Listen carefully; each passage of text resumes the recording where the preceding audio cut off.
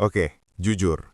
Siapa di sini yang tiap bulan lihat notifikasi biaya admin dari bank, terus dalam hati ngomong, "Lah, uang gue sendiri, kok gue yang bayar?" Gue pernah di posisi lo, dan pertanyaan itu ternyata nggak sesepele itu. Karena kalau lo pikir lebih dalam, bank itu bisnis paling aneh yang pernah ada di dunia. Mereka nggak jualan baju, nggak jualan makanan, nggak punya pabrik. Tapi aset Bank Mandiri aja udah nyentuh 2.100 triliun, bro. Terus muncul pertanyaan berikutnya. Uang itu asalnya dari mana? Siapa yang sebenarnya punya uang itu? Dan kenapa kalau bank kolaps, ekonomi seluruh negara bisa ikut ambruk? Duduk dulu, karena video ini bakal jawab semuanya. Dari asal-usul kata bank yang ternyata cuma berarti bangku, sampai misteri siapa yang sebenarnya mengontrol uang di dunia ini. Oke, mulai dari yang paling dasar. Kata bank itu asalnya dari bahasa Italia, banca. Artinya bangku, literally bangku taman. Jadi di era Renaissance, sekitar abad ke-12 sampai ke-14, di pasar-pasar kota Italia kayak Florence, Venesia, Siena, ada orang-orang yang kerjaannya tukar-menukar uang, mereka bawa meja kecil atau bangku kayu, duduk di pasar terbuka, dan melayani pedagang yang butuh tukar koin dari satu kerajaan ke kerajaan lain. Nah, kalau si pedagang bangku ini ketahuan nipu atau kabur bawa uang orang, bangkunya dibalik, dihancurin di depan umum. Dan dari situ muncul kata bangkrut, yang artinya harfiah bangku yang udah dipatahkan. Keren banget kan? Tapi sebenarnya konsep titip dan pinjam uang itu jauh lebih tua dari Italia. Di Mesopotamia sekitar 2000 SM, kuil-kuil dipakai sebagai tempat penyimpanan biji-bijian. Lo bisa nitip hasil panen lo di kuil, dan kuil itu nyatetin berapa yang lo titip. Terus kalau ada petani lain yang butuh benih buat nanam, dia bisa pinjam dari kuil dan bayar balik lebih banyak waktu panen. Ini prototipenya bank paling awal. Loncat ke era Renaissance Italia, muncullah keluarga paling berpengaruh dalam sejarah perbankan, keluarga Medici dari Florence. Mereka bangun jaringan bank lintas kota dan lintas negara. Sistemnya rapi, terorganisir dan jadi fondasi sistem keuangan modern. Dan di kota tetangga Florence, Siena, lahirlah institusi yang sampai hari ini masih eksis. Banca Monte dei Paschi di Siena, didirikan tahun 1472 oleh pemerintah kota Siena untuk melindungi rakyat miskin dari rentenir. Lo tahu itu artinya apa? Bank ini lebih tua dari Amerika Serikat, lebih tua dari Christopher Columbus menemukan benua Amerika. Dan sampai sekarang, setelah lebih dari 550 tahun, bank itu masih buka dan masih melayani nasabah. Itulah bank tertua yang masih beroperasi di dunia, dan dia lahir di bangku-bangku pasar Italia. Oke, sekarang gue mau breakdown cara kerja bank dengan cara paling sederhana yang bisa gue lakukan. Bayangin situasi ini. Lo punya duit nganggur 50 juta rupiah. Lo nggak butuh itu sekarang. Lo cuma mau pastiin duitnya aman dan nggak kemakan inflasi terlalu parah.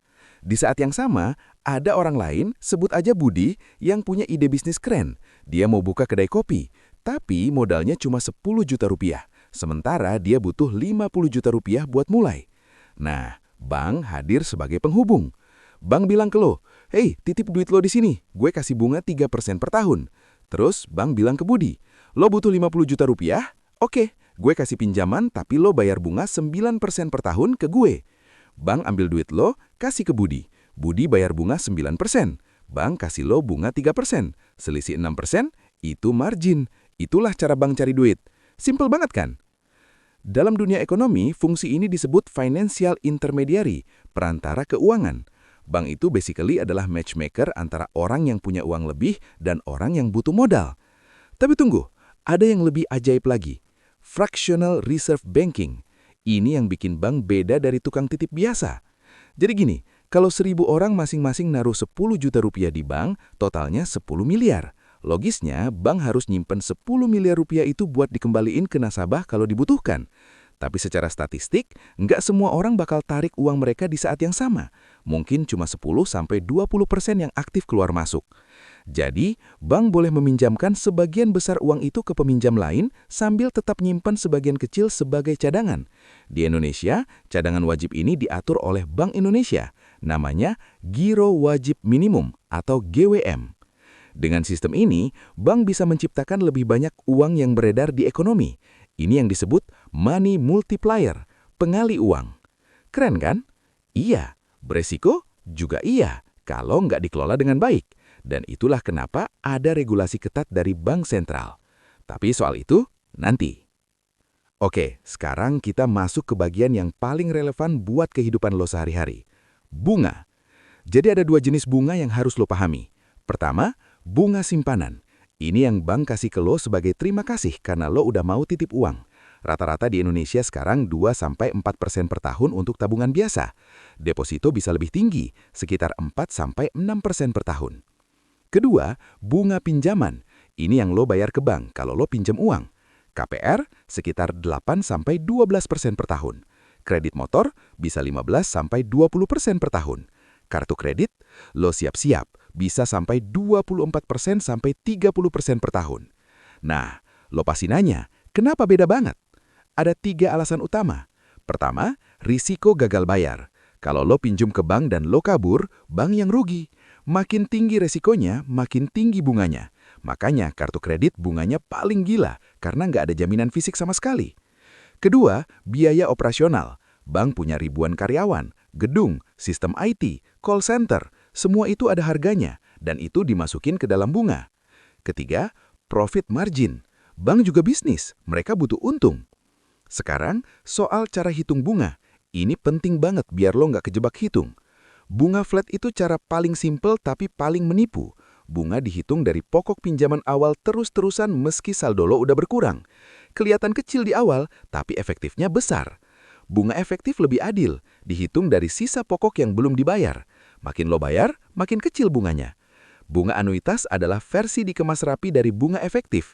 Cicilan bulanannya sama terus, tapi komposisi antara bunga dan pokok berubah tiap bulan. Ini yang paling umum dipakai di KPR. Intinya, kalau bank nawarin bunga flat yang kelihatan kecil, pastiin lo hitung ulang berapa efektifnya. Seringkali bunga flat 10% itu ekivalen dengan bunga efektif hampir 18%. Gue sering pakai analogi ini, dan ini beneran paling tepat. Bank itu jantungnya ekonomi. Jantung lu nggak jualan darah, dia memompa darah ke seluruh tubuh biar semua organ bisa kerja. Bank juga sama, dia nggak jualan uang, tapi dia yang mastiin uang bisa mengalir ke seluruh bagian ekonomi. Kalau jantung berhenti, tubuh mati. Kalau sistem perbankan kolaps, ekonomi kolaps. Konkretnya gini, bank itu enabler dari hampir semua aktivitas ekonomi yang lo lihat sehari-hari. Lo lihat rumah dibangun, itu kemungkinan besar karena ada KPR. Pemiliknya bisa beli rumah bukan karena tiba-tiba punya cash 800 juta rupiah, tapi karena bank mau kasih pinjaman dan cicilan selama 20 tahun. Lo makan di warung makan pinggiran jalan yang enak banget itu? Kemungkinan si pemilik warung dapat kredit UMKM dari bank buat beli peralatan masak atau sewa tempat. Sekarang bayangin kalau sistem ini tiba-tiba berhenti. 1998, Indonesia.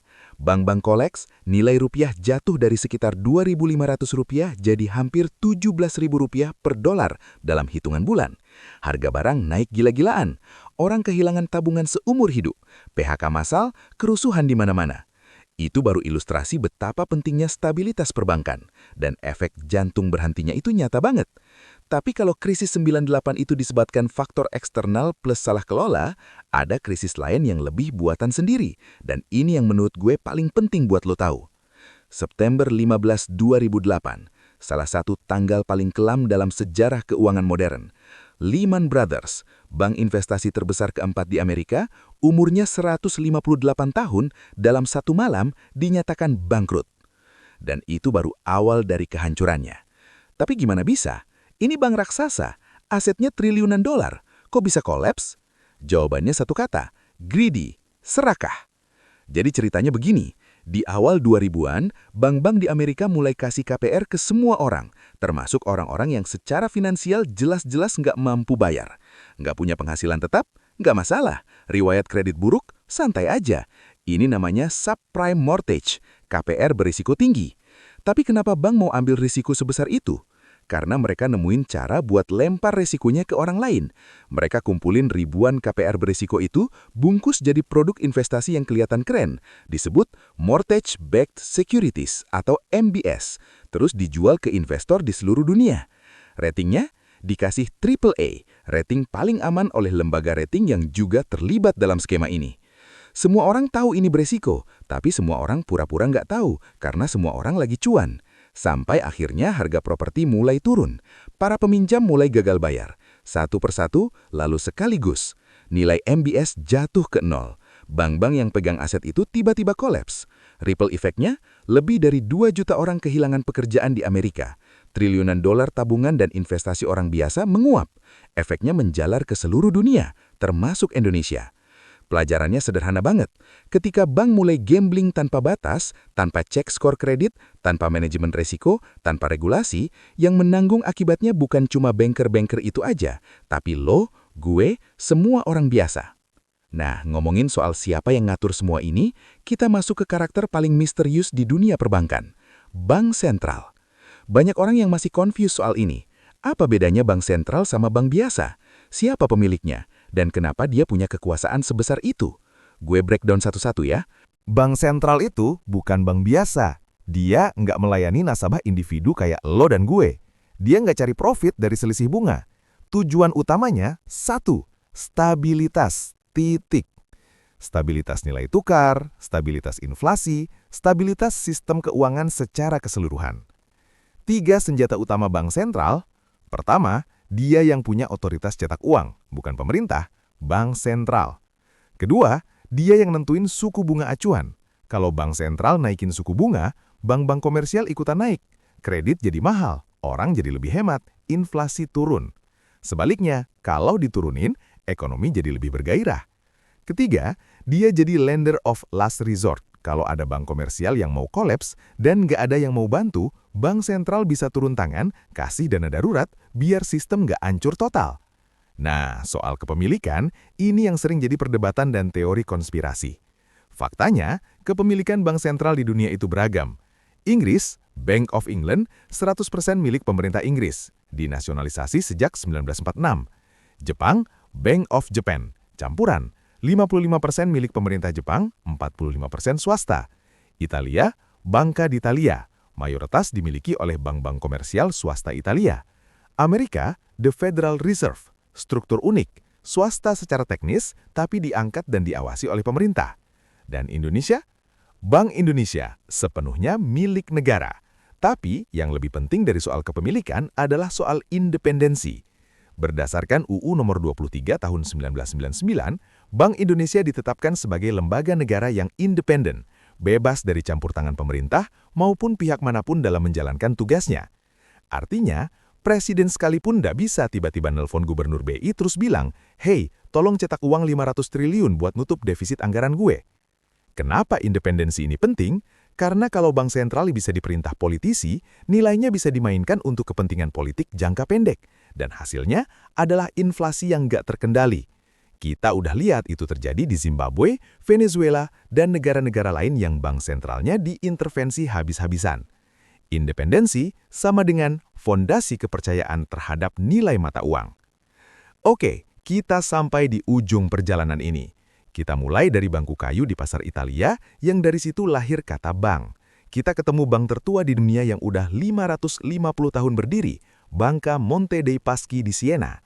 Kita lihat gimana sistem intermediasi keuangan yang kelihatan simpel ini sebenarnya adalah tulang punggung seluruh peradaban ekonomi modern.